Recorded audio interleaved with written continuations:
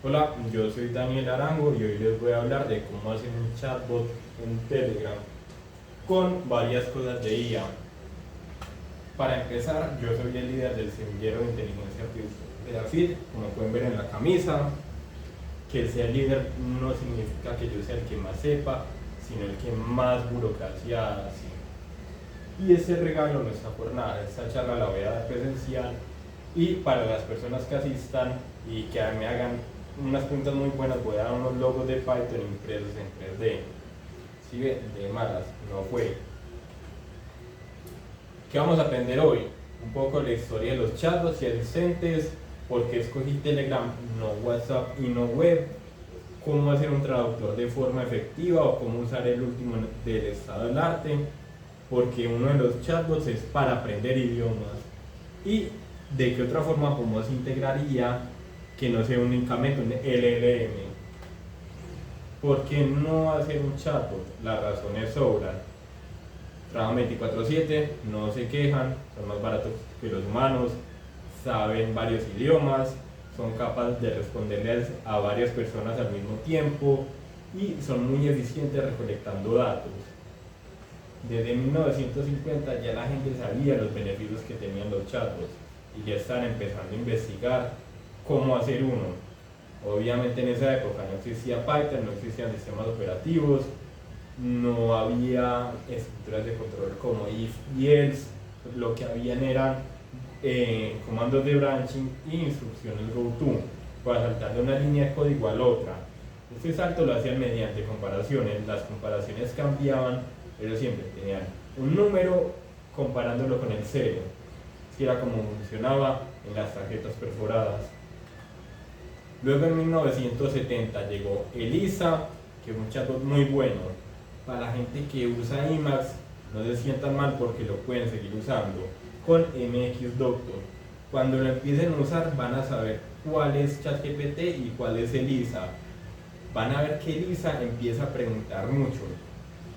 Pero, ¿cómo está hecha ELIZA por debajo? ELIZA funciona con técnicas de lenguajes de programación.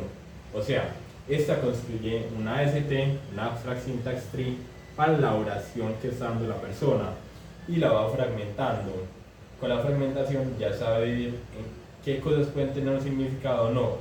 Una vez teniendo las cosas separadas ya dice, hey, esta significa algo, y cómo sé que esta significa algo, por expresiones regulares. Entonces ya machea, ve que coincide y dice, listo, esto es un saludo, voy a hacer esto, o esto es un comando, voy a hacer esto. Así era como funcionaban los chatbots mucho antes de 1990. En 1990 ya se empezaron a implementar cosas como modelos de Markov. Estos ya existían desde antes, pero era la época donde la computación era lo suficientemente potente para usarlas ahí. Se usaban modelos de Markov, Naive Bayes y regresión logística. Y en 2010 salió la panacea, las redes neuronales. Salía en Word2Vec, que es una red neuronal de Google, las redes neuronales recurrentes y los LSTM. Estos dos últimos eran muy buenos porque manejaban los datos de forma secuencial. O sea, no eran únicamente para hacer chatbots, sino también para hacer traductores, e incluso predictores de calidad al aire, e incluso generar música con estos. Y también usaron Reinforcement Learning para este tipo de cosas. Luego llegaron los grandes modelos de lenguaje y ya todo esto ya lo de atrás no importa. Para combinar un poco la parte teórica, práctica e histórica, voy a mostrar unos ejemplos que he hecho. Ese fue de una persona que conocí en IRC. Para los que no sepan qué es IRC, es como el Discord de los 90, y me le pegué al proyecto de él. Él usaba esta función con Google Text to Speech para hacer que su asistente hablara. El problema con Google Text to Speech es que ya está mandado a recoger. Google ahora le está dando mucho más recursos a la IA nueva, quitándole los recursos a las cosas viejas. Esta función hoy en día se me ha demorado hasta 5 minutos y más para generar un audio. ¿Por qué? Porque lo generan los servidores de Google y se lo mandan a uno. Luego está la parte cómo iba a escuchar este chatbot. Para este no usamos nada de ella, sino que era con procesamiento de señales. Esta librería sabe qué sonido tiene una A, en qué idioma y y cuando hay un silencio, cómo machearlo. Un claro ejemplo de cómo no se usa la IA, pero cómo eran los chatbots antes o asistentes. También teníamos nuestras funciones para ejecutar comandos, podía buscar en internet, podía correr Firefox, podía apagar el computador, podía hacer la hora, entre más. En conclusiones, no está actualizado, pero era muy potente para su momento. Luego volví a hablar con la persona, salieron los modelos de lenguaje, open source y nos tratamos de hacer uno nuevo.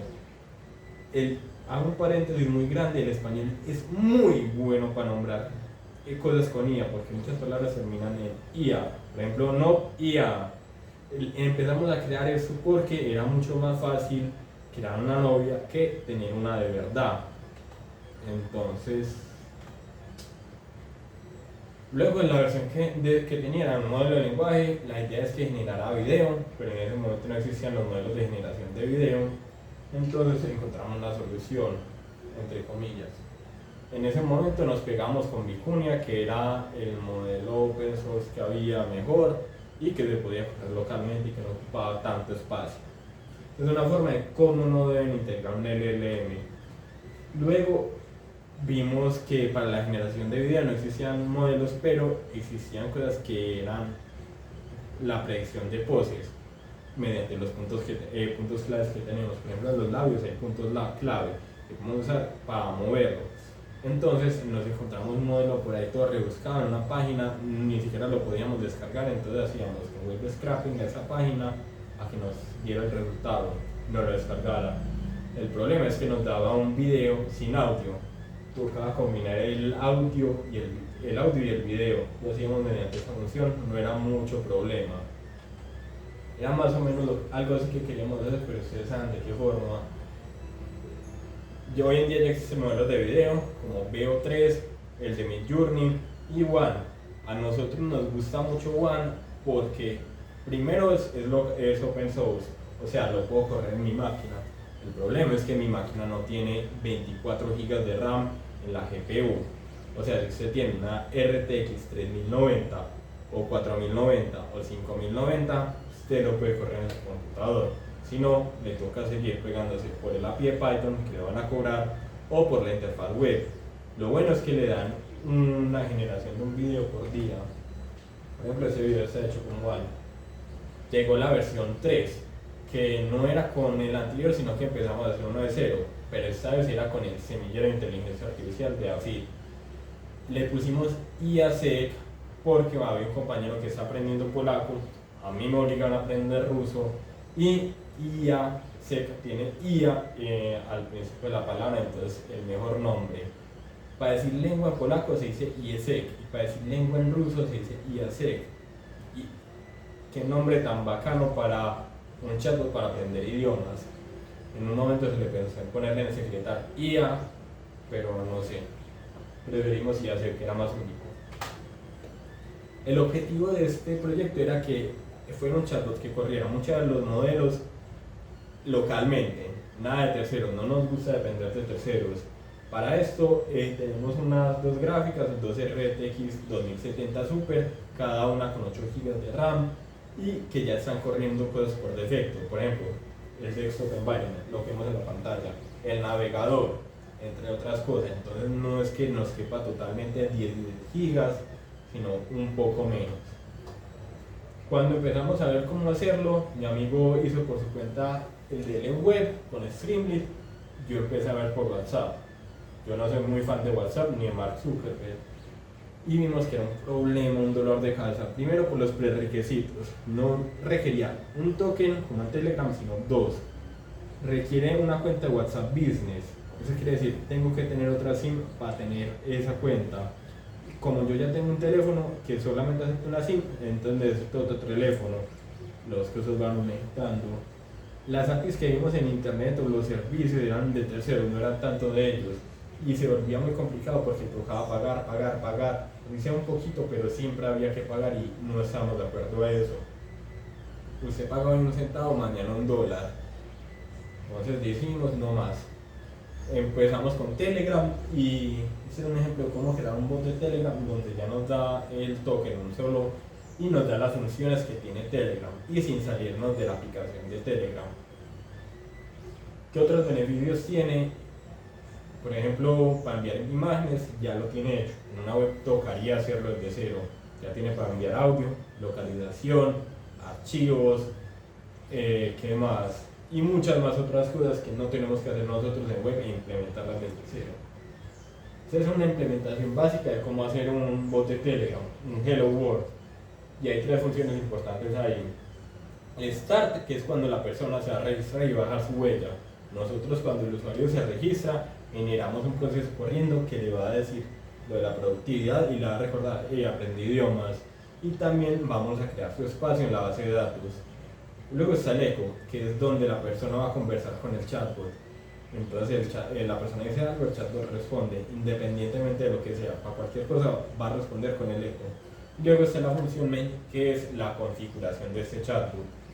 Uno cuando ve eso ya ve la complejidad que tiene Telegram por detrás y lo bien hecho que está hecho en comparación a WhatsApp. Nosotros sabíamos que estos modelos de lenguaje se demoran mucho en correr. Por ejemplo, se puede demorar 5 segundos en dar una respuesta o menos. Pero ¿qué pasa si tenemos 10 usuarios haciendo consultas a un LLM o varias consultas con un solo usuario, un LLM? No podemos detener todo el servidor por un usuario. Lo que hacemos es usar async, que mientras va generando algo con el modelo de lenguaje puede generar una imagen, otro usuario lo puede ir haciendo. No dejarlo estancado. Esta vez empezamos con el pie derecho a conectarnos con un modelo de lenguaje. Usamos el LM Studio. ¿Por qué? Nos permite cargar directamente, sin programar nada, el modelo de lenguaje a la GPU. Puede ser totalmente o por partes. Eso nos ayuda mucho a optimizar el espacio. Eso ya nos suma por ahí 5 GB a la GPU en uso. Tenemos menos espacio. También tiene una Play Store o un lugar para descargar los modelos de lenguaje conectados directamente con Hugging Face. Muy útil para quedarse ahí experimentar más fácil. Y también tiene una integración para los desarrolladores. Me explico. Ustedes pueden usar el LM Studio con el API OpenAI, solamente que cuando lo inicialicen tienen que decir, hey, voy a hacer localhost y un API. Pueden dejar este campo en vacío, pero tienen que poner una cosa que tiene Telegram, que lo necesitamos para manejar los usuarios, son un identificador único. Los de Telegram se llaman Chat ID, no tienen que ver con el número de teléfono. Eso quiere decir que le da más privacidad al usuario y esa es una cosa por la que preferimos tener Telegram también. Cuando ya tenemos el Chat ID ya podemos crear las cosas en la base de datos. Cuando empezamos a ver qué base de datos usar, era un JSON o un MongoDB. Un JSON es texto plano, está hecho por detrás con un hashmap o también diccionario en Python y es fácil de implementar, pero no es escalable. La complejidad de un JSON es o de aumenta las operaciones que tiene, excepto serialización y deserialización. Por el otro lado teníamos a MongoDB. MongoDB es una base de datos que trabaja sobre binario, no es texto plano, que tiene por detrás una estructura llamada B-tree, que es la que utilizan todas las bases de datos y es más complejo de implementar y es escalable. La complejidad en actualización, búsqueda de eliminación es O log n, en serialización es ODN y en deserialización ODN, y en acceso OD1, pero ¿cuál implementar? Obviamente MongoDB. ¿Por qué? Porque JSON cada vez que se le va a hacer una operación toca cargarla en memoria, toca cargar todos los datos en memoria. MongoDB ya los tiene cargados y va seleccionando dato por dato con un B-tree. O sea, eso hace que cuando vamos a cambiar algo ya esté cargado en memoria y no tenga que volver a cargarlo. No sería complejidad ODN en todas las operaciones actualizar el archivo. Es lo bueno de MongoDB. Por otro lado tenemos los comandos de Telegram. Nosotros tenemos uno para cambiar de idioma que se llama mode, que le pasamos las primeras 2 palabras del idioma en inglés. Este es como un tipo de estándar para los idiomas y para los traductores. Por ejemplo, un traductor de Facebook lo tiene por 3 idiomas, pero tampoco se vuelve tanto problema si uno hace un diccionario para eso en Python. Entonces usamos eso y también porque vamos a crear plugins para recoger los datos de nosotros y hacer machine learning con nuestros datos. Este es un programa hecho en Bash TT para grabar cuánto me demora haciendo una actividad. Mientras más enfermo sea y usted lo use más exagerado, mejor datos le va a dar. O sea, que me demoro 5 minutos cortándome las uñas, listo, póngalo a grabar. Y me demoro esto moviendo una cosa, listo. Eso luego se va a usar para decirle, hey, cómo pueden mejorar su productividad. Como les dije, está hecho en Bash.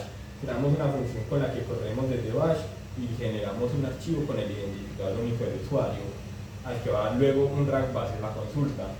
Y solamente llamamos 3 comandos que tiene muchos más. Por ejemplo, ttIn, ttout y ttval son los que necesitamos. Esa es la integración. Y luego le decimos con Telegram, hey, vas a usar esto usando el comando tt. Ya le predefinimos el comando.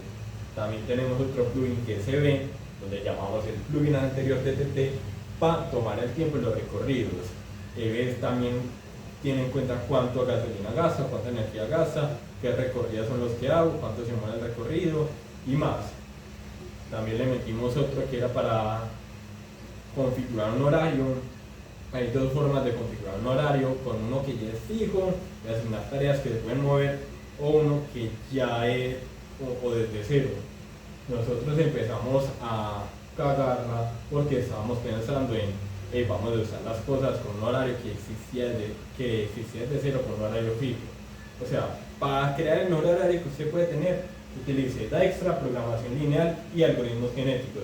Si usted ya tiene un horario y quiere asignar tareas en espacios que usted tiene de tareas fijas, utilice un simple grid que le va a salir mucho más fácil. Como les dije, todas estas cosas dan datos que los vamos a usar para mejorar la productividad. Lo que hacemos es generar un rack donde el usuario le pueda preguntar y cada día le esté mandando un mensaje y actualizando el rack de hey, puedes mejorar tu productividad de esta forma, esto fue lo que hiciste mal ayer. Así, rack es una cosa muy compleja, se puede hacer de forma dinámica, se puede hacer para varias bases de datos, no únicamente vectorial, por ejemplo también se puede hacer en grafos. Nosotros lo hacemos de forma vectorial la base de datos. Y este es un ejemplo de lo que nos puede retornar.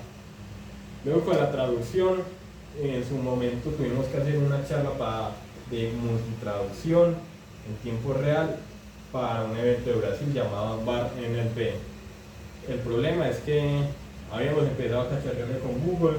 Ya sabemos que Google Translate no está tan eficiente como lo era antes porque le está dando todos los recursos a las nuevas cosas de IA. Entonces no era buena opción. En su momento no le estaban dando los recursos, era bueno, pero había un problema. ¿Cómo está hecho por detrás? Así es como los modelos de traducción deberían funcionar en los traductores. Un modelo por cada traducción, ya sea bidireccional o direccional. O sea, 2 modelos por cada idioma o un modelo por cada idioma. 2 modelos, por ejemplo, español-inglés, inglés-español. 2 modelos o uno que funcione entre los 2. El problema es que eso no existe, eso no está hecho y es muy difícil. Llegar a esto, ven que es complejidad exponencial y requiere muchos datos que muchas veces no hay. Google Translate por dentro funciona que tiene un idioma intermediario que es inglés. Y eso es muy común en los traductores. La mayoría de traductores utilizan un idioma intermediario, ese se le conoce como interlingua, que un lenguaje pasa a otro. Por eso puede cometer muchos idiomas, por ejemplo, para traducir de español a ruso. Hay opciones mejor como Whisper. Whisper en su momento, cuando recién lo sacaron, tenía la opción de traducción. Uno le hablaba en cualquier idioma y lo traducía. No sé, pero eso lo quitaron. Y luego salió ChatGPT. ChatGPT por debajo funciona con transformers. Y como sabemos, los transformers rompieron el sistema de traducción porque tuvieron mejores score blue que otros. Entonces ChatGPT fue nuestra opción. Lo que hacíamos era decirle, hey, traduce de este idioma a este idioma y ya nos da el resultado. O no digamos que ChatGPT, sino que nuestro modelo local. Y así tenemos la solución al problema de que no podíamos usar el traductor de Google. Un mes antes de dar la charla, que ya teníamos todo listo, era una nueva arquitectura de Meta que se llama Sembles, que es lo último en el estado del arte de las traducciones. Esta funciona con embeddings por detrás. En el espacio vectorial que tiene, no solamente tiene el texto, sino también la voz de la traducción en varios idiomas. Por ejemplo, tiene el texto de soccer y fútbol, y también tiene el audio de soccer y fútbol. Entonces, listo. Como siempre de meta se nos había vuelto muy demorado para correr de voz a voz, nos tocó de voz, texto, texto, traducción, y luego voz a texto. Y como sabemos, no podemos usar la librería de Google de text-to-speech, que es muy lenta. Pero lo bueno que tenía esa librería era que conservaba el acento, que lo necesitamos para aprender idiomas. Pero vamos a buscar alternativas como Tacotron. Tacotron es un modelo abierto que conserva las que solamente en inglés. Lo implementamos y luego ahí le embarramos. Y como vimos, le tenemos problema en la memoria, pues usemos uno que ya existe. El de Microsoft funciona bien, tiene acento y no ocupa nada de memoria, pues la memoria de la GPU. Entonces fue lo que usamos.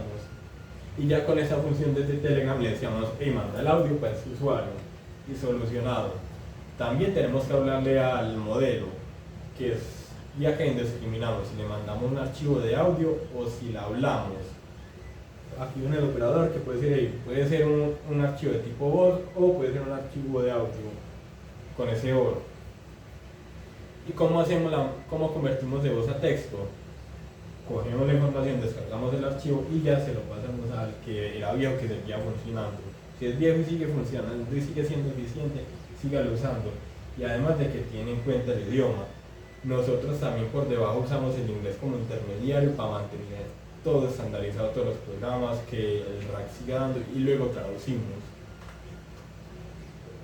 No vimos la necesidad de usar Whisper o Bosco, por más que por lo mejor que fueran.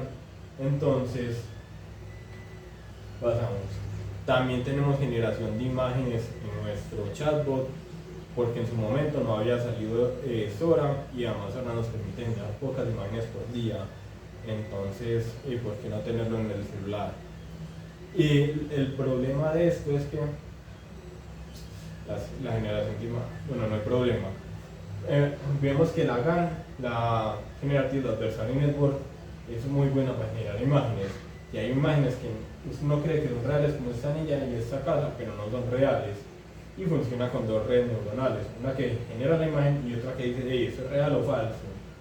Entonces, era buena opción. El problema es que no permite generar texto a imagen. Los difusores sí. ¿Y qué utiliza difusores? Stable Diffusion. Tenemos nuestra interfaz, lo descargamos y ya nos genera imágenes. ¡Qué elegancia imágenes! Para mejorar la imagen tiene una posibilidad de darle un prompt negativo de que no sea deforme, que no sea feo, y más, y mejora la imagen. Y si eso no fuera poco, ya hay modelos que están fine-tuneados, que utilizan LoRa en internet. Hay varias páginas con este tipo de modelos, pues Stable Diffusion. ¿Cómo se hacen esto? Se pueden hacer incluso en la máquina que tengo o mediante LoRa. LoRa es Low Rank Adaptation, y es una técnica que surgió para ahorrar el proceso de fine tuning. No solamente se utiliza para imágenes, sino también para texto. Y en el paper dice, nos vimos el estado, ya no solamente se tiene que hacer fine tuning en supercomputadores, sino también en modelos locales, y reduce mucho el tamaño. Por ejemplo, dicen que lo hicieron con un modelo tipo GPT y redujeron el tamaño de 350 gigas a 35 megas.